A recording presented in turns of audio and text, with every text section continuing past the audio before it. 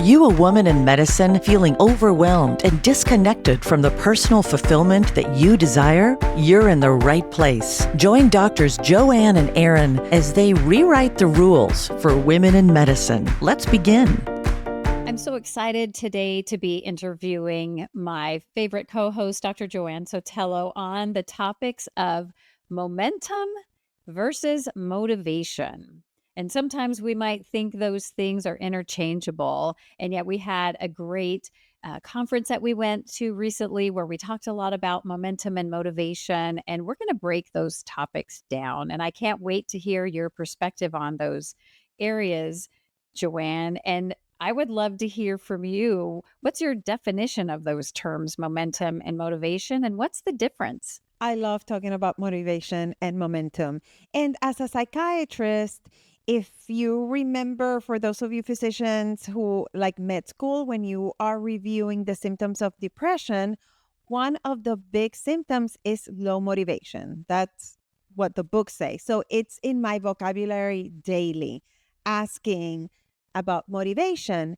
And then because I've been doing this for years, I get so many responses, and it is so common and we don't need to be depressed to have low motivation. But then it's also how we've idealized that word, that we then now believe that we need motivation to take action. And motivation, like you've heard me say before, it's like that pixie dust. It's something that you sometimes have and it's amazing and it feels great, but we cannot rely on it.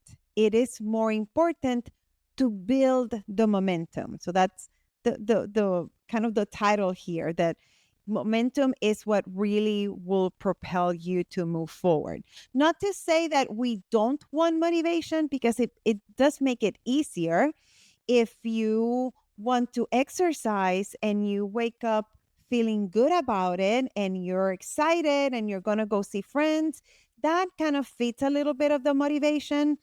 But in order to do that consistently, we need action. And it's that action that builds the momentum. I've said this before, that it's kind of that cartoon of this little person pushing a big boulder and it's not moving. But we know in terms of physics that it's kinetically, it's building energy. And then you consistently push. You're persistent, you're patient, you're determined, all those big words. And then the boulder starts to move. And then the effort that you have to put in is not as much, because you've put in that initial effort and it's already in motion. So you have to think of what that is for you. What are those actions that will build your momentum and keep you moving forward? So it's something that you feel that you can control, so that you take action for those things that are important to you, even when you don't want to, even when you don't feel like it, even when you don't have that thing that you're calling motivation. And I'll pause here because this is something that I feel very passionate about. I actually built a 5-week coaching program for women in medicine just about this, to build momentum and how to turn stress into momentum. So I can keep on going, but I'll pause here. Well, Joanne, I just want to point out, because as you're saying all those words about what helps you, you're taking action, and that builds the momentum even when there's no motivation.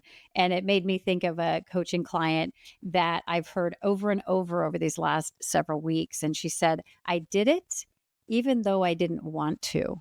And want is no longer that I'm not motivated to do it, but I'm going to do it anyway. And we talked about that because it's so powerful. There's a lot of things we don't want to do. Do we want to spend hours doing our taxes? Do we want to spend hours at the gym? Maybe some people do, but but we do it even though we don't want to, because it's important. And the ripple effect, when you don't allow yourself excuses, even when you don't want to, is that then you build, as you said, Joanne, that momentum. And then that momentum is carrying you forward, even if you don't have the motivation. And that just, it's a different way of thinking about it. And as you said, you can take the action even if you don't feel like it, even if you don't want to. And then how can we do that more consistently to get the outcomes that you want? That is so powerful. Thank you, my friend, for explaining it so clearly for our listener. I think that was so good. All right. Is there more about the difference between momentum and motivation that you want to Yes. share? And I want to say that this is kind of how I see it. I think if you, because we love words and language and the power of it, if you look for the definition of motivation and you compare it to the definition of momentum, they are both very powerful. I don't want to minimize the power of motivation. But in here, when we're working towards a better life, to feel more balanced, to have more fulfillment, to have success in the way that you want to define it, to reach those goals that you want, your priorities in this season of your life. I like momentum because it is something that we can control. It is something that we can generate and use as fuel and remind ourselves of it. That's beautiful. That's beautiful. And I also want to point out, because as our listener likely knows, we're both coaches. Sometimes you need to find momentum outside of yourself. And I think I've shared this before. One of the beautiful things I see when I do not just one on one, but group coaching, or if I'm doing a group workout at the gym, we can build on the momentum others are building. For example, one of my group clients is working on water intake, another's working on sleep, another's working on working out more days. And each one of those individuals is not only building momentum for themselves by taking action, but they're creating more momentum for the other individuals, and the entire group is benefiting from each of their actions. Every time they take an action, they're making it more likely that one of those group members is taking an action, and that ripple effect. And the power of having a community or a group that is going to be helping you build your momentum, put that force into that boulder instead of distracting you away from it and saying, hey, instead of pushing that heavy boulder, let's go have some ice cream and watch some Netflix. Instead of, hey, I'm going to the gym tomorrow. You want to join me? Yes, that's magic. Love it. So, Joanne, you've talked about the differences and definitions of momentum and motivation. And I'm wondering, what are some of the things that we can do to add more momentum to our lives? Yes. I have a 5 steps that I can give you, and it's particularly important for us in women in medicine because we are always waiting for that perfect moment, the perfectionism, right? And it's important to reframe that because we are already so busy. It's not about doing more. It's about how you've heard Erin talk so much of it's how can we be more efficient and really save our energy for what's important. So that I want to say that out loud. So this is not about adding more. It's about kind of having the exact energy that you want and need for what's important right now. So the first step, and you will not be surprised about this first step, is that we need to start small. And the distinction here is start now. So I'll go back to don't wait until the perfect moment. Don't wait until motivation strikes because it might not happen. We need to move forward, even if it's a small step, because this is how we are rewiring our brain. We're keeping promises to ourselves and we celebrate it. And we spend a little bit of energy and we have the great return of our investment that what we invest, we get back. And that's starts building that momentum. So that's the first step. The second one. So we all need goals, right? Like that's what we are moving forward, but we need to have some systems, either your routines, your habits, your list of the top 3 things that you'll do that day. Like Erin was saying, who do you need to add as accountability to build that momentum? Have a system, have something in place that keeps that momentum. And then that's something that you can program ahead of time and it's set. And it's you don't have to have as much of that decision fatigue that we sometimes get when we're thinking about all of this. So that's the second one. The third one is that we are going to stack wins. We're going to celebrate every step And that will build confidence. It is so easy to get discouraged. Sometimes we build a good momentum, and then something happens. It doesn't necessarily need to be your fault. Something happened and you fall off track, and then our brain gets sneaky and says, see, you're going to fail. See, you couldn't do this. That's too hard. And by stacking those wins and being aware of them, we keep that confidence, and that really keeps the momentum, or like the belief that you can. It's so important. The fourth one is a part of what I was saying. We can expect that something will happen, that there's going to be a resistance, an obstacle, or something will happen. So have your plan Bs.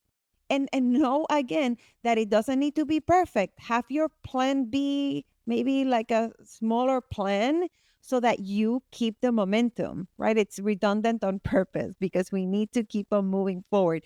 And this is where having accountability, having a coach can come in handy, because sometimes you don't know the obstacles. Sometimes it's an external obstacle that's very obvious. Sometimes it's your own thoughts that need to get reframed. So talk it out. This is where Erin and I come in as coaches and help so many of you move forward. It can be very powerful, and it's hard to see it ourselves. There's times when, right, like Erin and I can have tools to help other people, but sometimes we get in our own way and we need that reflection. So it's nice to have people in your corner that can say like, I wonder what else could be going on. How are you thinking about that? Totally makes me think oftentimes as physicians, you talk about the perfectionism and that black or white thinking. Oh, I messed up. I'm just going to throw in the towel and not even try. And we talked about this, I think, a few sessions ago, that you have a plan B. And I know I went to a talk where they talked about your ceiling is like the best you're going to do. Like you're going to get your full workout in, you're going to do all the things. And then the floor is what's the bare minimum. And I totally love that concept because it gives you a wide range and you're still successful and can build that momentum. So I love that reminder that it's not, oh, I didn't make it to the gym today. I couldn't get there because it's snowing and it doesn't usually snow. Well, then guess what? I can do some push ups and sit ups and go for a walk outside and still check that little box saying, yes, I did do my workout today. That's my plan B workout. It wasn't the plan A. And such a reminder to get rid of that black and white thinking and fill in some shades of gray, Joanne. Yes, so true. And talking about that, it's a good place to add the fifth step, which is reconnect with your deeper why.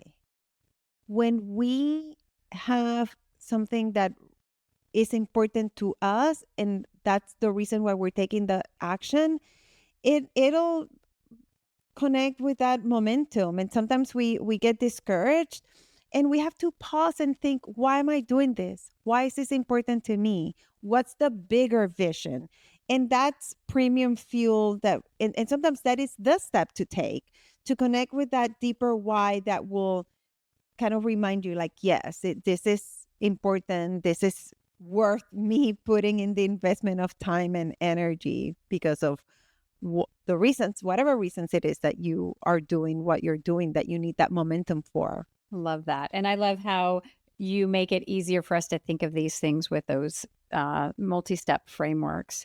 And we talked a little bit about this, but I want to know, most importantly, why is it so important for women physicians to have a concept around the importance of building momentum versus relying on motivation? I'll tell you one of the things that I hear the most when I'm coaching women in medicine.